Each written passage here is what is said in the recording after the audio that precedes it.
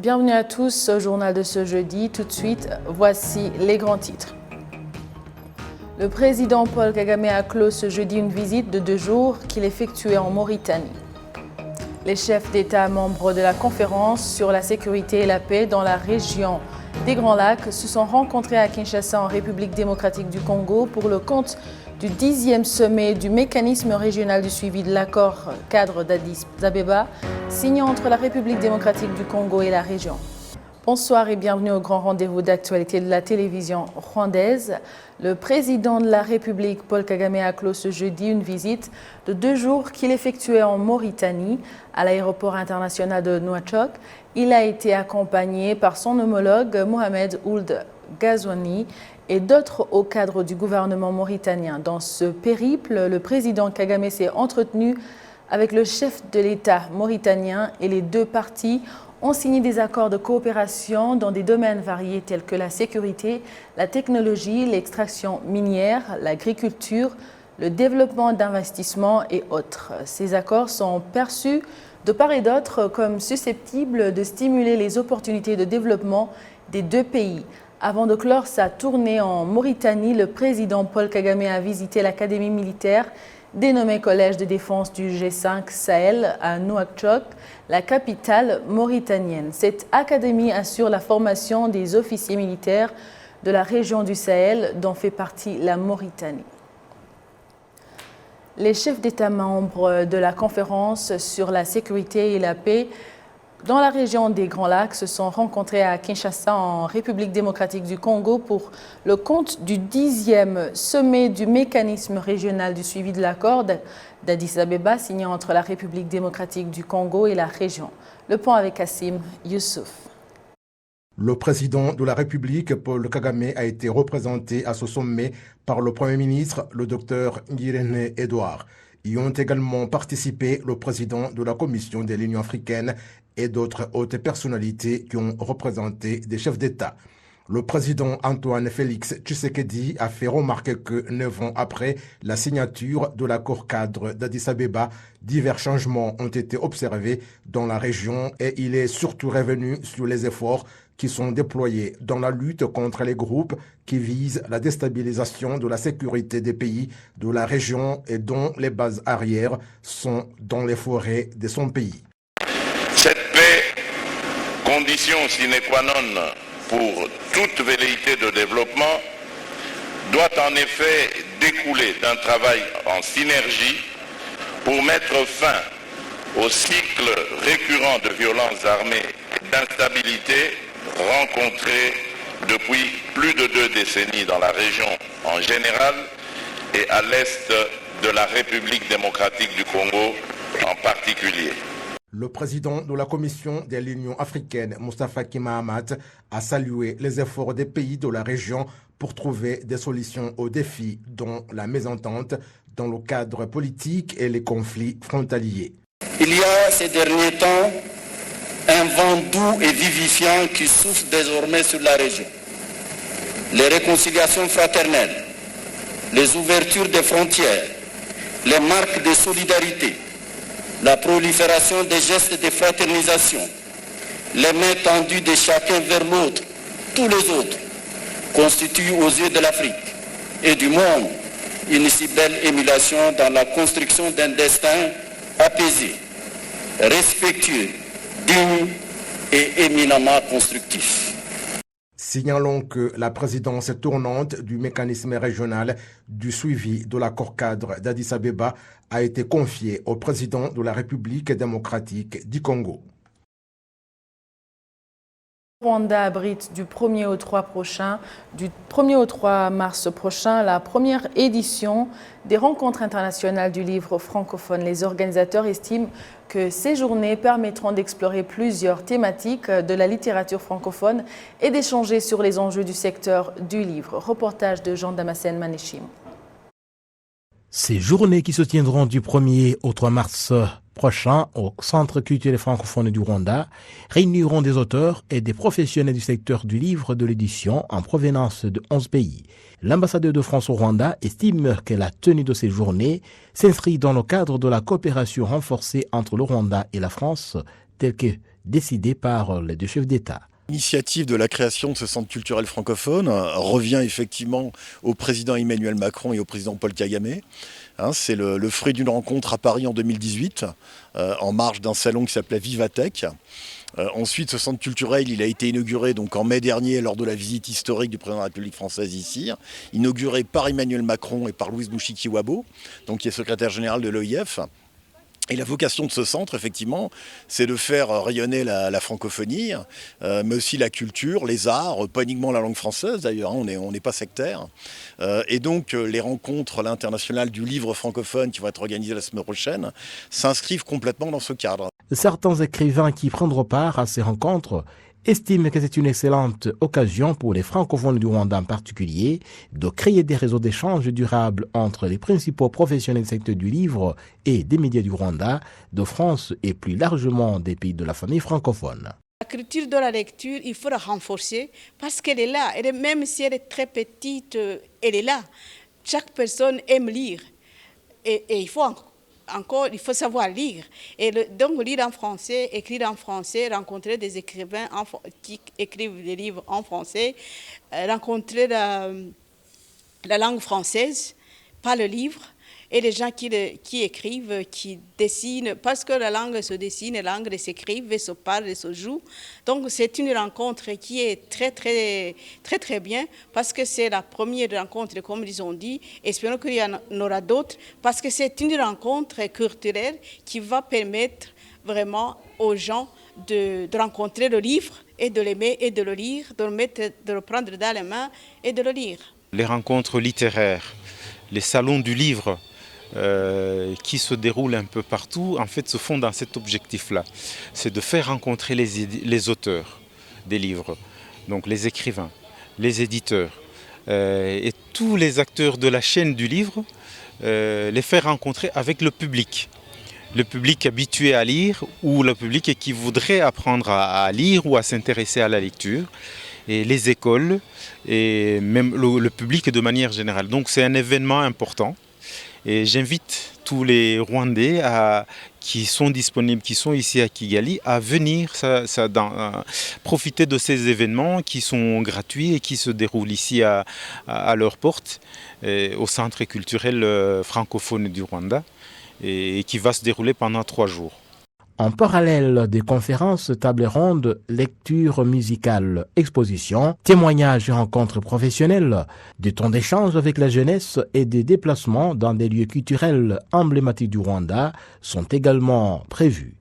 Organisées par l'ambassade de France au Rwanda, ces rencontres sont un prélude au mois de la francophonie, avec au sommet la Journée internationale de la francophonie, célébrée le 20 mars de chaque année. Jean Damascène Manichimwe pour la télévision rwandaise. La Chambre du Sénat rwandais exhorte le ministère de l'Unité nationale et de l'engagement civique à déployer des efforts dans les activités visant la lutte contre le révisionnisme du génocide perpétré contre les Tutsis au Rwanda en 1994. Kassim Youssouf. Les sénateurs et le ministère de l'Unité nationale et de l'engagement civique ont débattu ce jeudi sur les objectifs et les attributions de ce ministère qui a été créé il y a juste 6 mois. Les institutions dont la Commission nationale de lutte contre le génocide, CNLG, le Fonds d'aide aux rescapés du génocide, FARG, la Commission nationale de l'unité et la réconciliation et l'Itorero national ont été supprimés et leurs attributions ont été confiées au ministère de l'Unité nationale et l'engagement civique.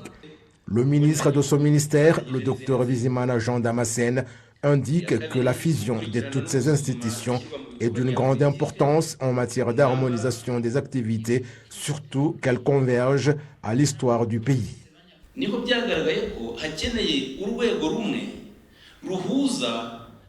Il était nécessaire qu'une seule institution coordonne toutes les responsabilités puisqu'elles sont étroitement liées. Donc, après avoir fait une analyse, nous nous sommes rendus compte que la meilleure chose était de créer un ministère. Préserver l'histoire du pays, raffermir l'unité nationale et enseigner l'engagement civique, tels sont les objectifs qui ont été assignés au ministère de l'Unité nationale et de l'engagement civique. 26 attributions lui ont été confiées, dont 18 en relation avec l'histoire du génocide perpétré contre les Tutsis.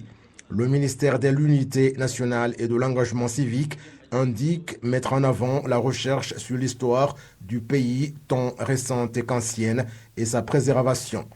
Il s'occupera surtout de la préservation de l'histoire du génocide perpétré contre les Tutsis et de la conservation à l'aide de la technologie des preuves, des témoignages, des documents, des procès et autres. Les sénateurs ont demandé que des efforts soient déployés dans la lutte contre les révisionnistes du génocide perpétré contre les Tutsis, dont certains sont à l'étranger et se servent de la technologie. Le ministre de l'Unité nationale et de l'engagement civique, le Dr Bizimana Jean Damascène, indique que les attributions de ce ministère seront effectivement réalisées grâce à la conjugaison des efforts de toutes les instances. Le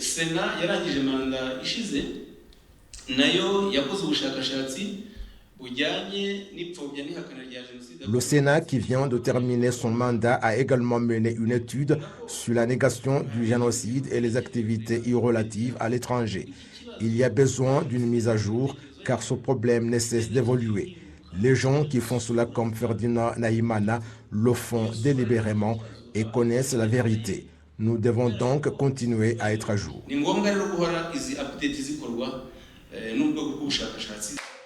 Les sénateurs ont souhaité que des cours sur l'histoire du pays, depuis le primaire jusqu'à l'université, soient intégrés au programme et que les enseignants puissent bénéficier d'une formation sur l'enseignement de l'histoire du pays, car certains ont peur de l'enseigner. Les étrangers qui font des affaires au Rwanda exhortent d'autres étrangers à investir dans ce pays parce que le climat des affaires est très favorable aux investissements. Olive Nete pour les détails. Pendant plus de 5 ans, Piyush Patel et Rudi Dirini font du commerce au Rwanda. Depuis tout ce temps, rien n'entrave leurs activités. De tous les pays que j'ai traversés, en particulier en Afrique, le Rwanda est le meilleur. Il y a assez d'infrastructures requises et aussi la sécurité. Les gens ne sont pas agressifs, ils sont polis. C'est pourquoi je fais des affaires ici. Le Rwanda est en première position en Afrique et en avance même par rapport à l'Europe.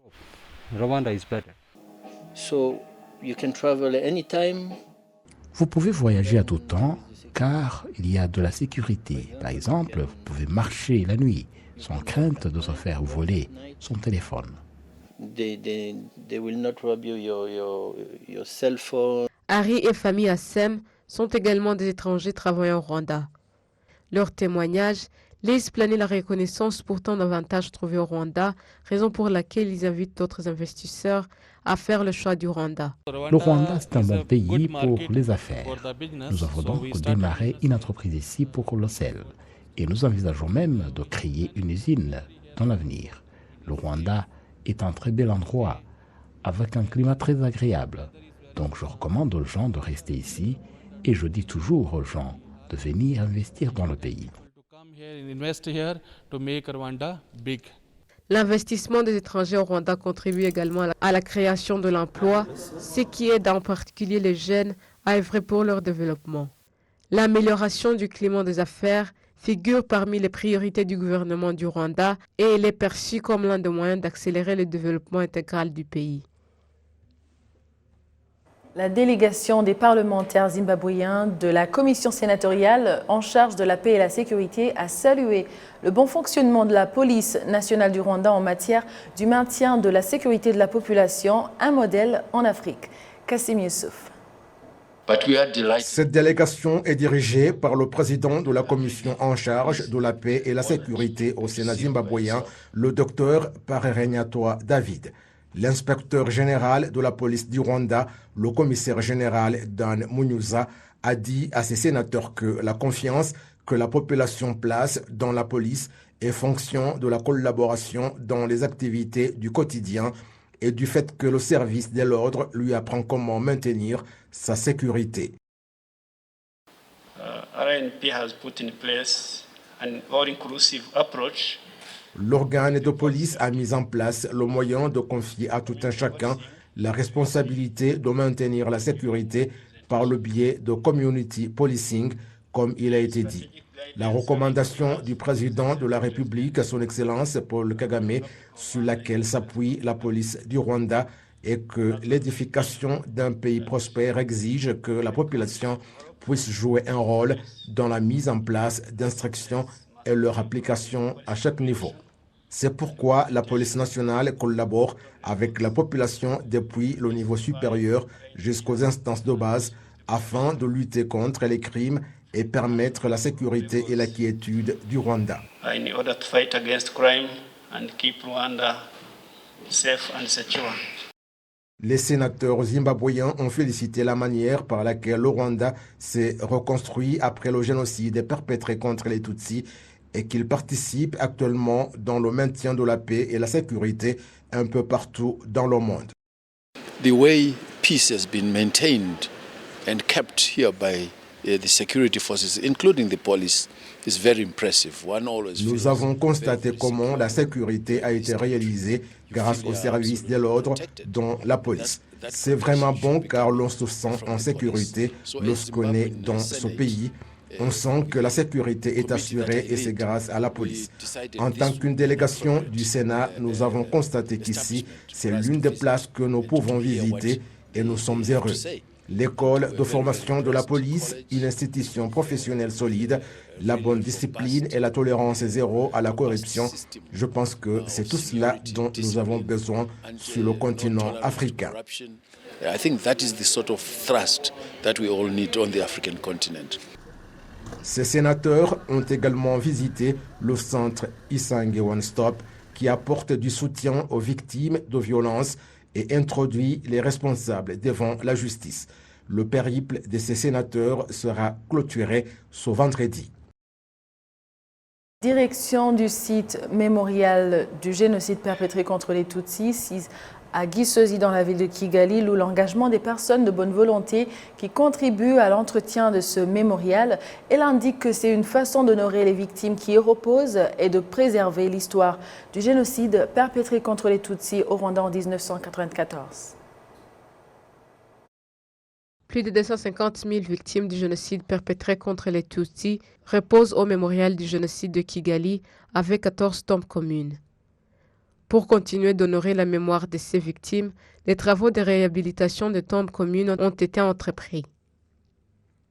Dieudonné Nadiri Uwunu, responsable du mémorial du génocide de Kigali, précise que la rénovation du mémorial est impérative vu son importance dans le devoir de mémoire.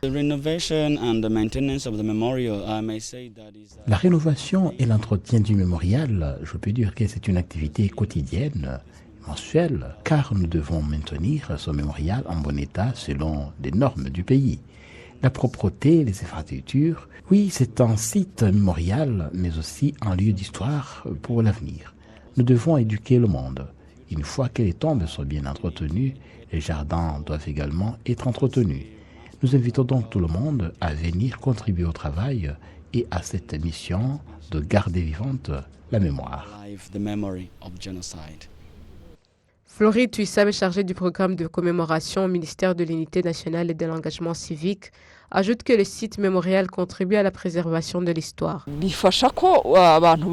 Cela aide les gens à être renseignés davantage sur l'histoire tout en regardant ce qui s'est passé avec des faits concrets et pas seulement en paroles. Dans certains endroits, il est nécessaire de construire de nouvelles tombes, de rénover et de reconstruire de manière moderne. Le ministère suit de près ces activités et donne également des conseils si nécessaire. Chaque année, environ 100 000 personnes visitent le mémorial du génocide situé à Gisozi dans la ville de Kigali.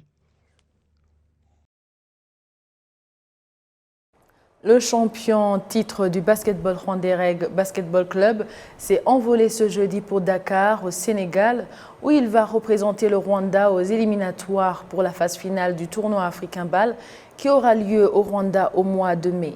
Les éliminatoires débutent à Dakar le 5 mai, le 5 mars et Reg Basketball Club va devoir rivaliser de finesse, tactique et technique avec d'autres cadors du continent, à savoir le dernier finaliste, perdant US Monastir de Tunisie, AS Sal du Maroc et CFV Beira du Mozambique. Le capitaine de Reg Basketball Club, Camille Kabange, revient sur leurs ambitions.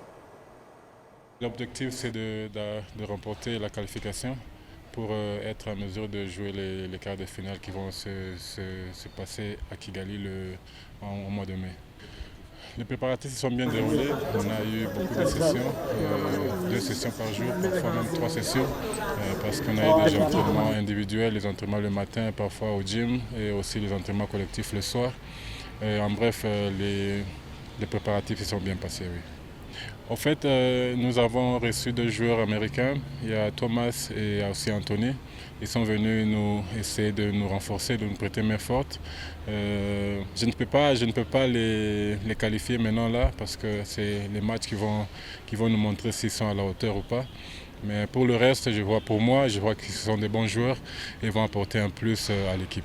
Le message que je pourrais donner à nos supporters, à nos fans et aux Rwandais en général, c'est que nous avons besoin qu'ils soient derrière nous parce que nous allons jouer la balle, mais entre-temps, nous représentons le pays parce que c'est le drapeau rwandais qui va être élevé. Donc qu'ils soient derrière nous et nous n'allons pas les décevoir. Merci à vous tous qui avez choisi la télévision rwandaise pour vous informer. Au nom de toute l'équipe qui a réalisé ce journal, je vous souhaite de passer une agréable nuit. Vous étiez avec Amandine Dikumasabo. À la prochaine et d'ici là, portez-vous bien.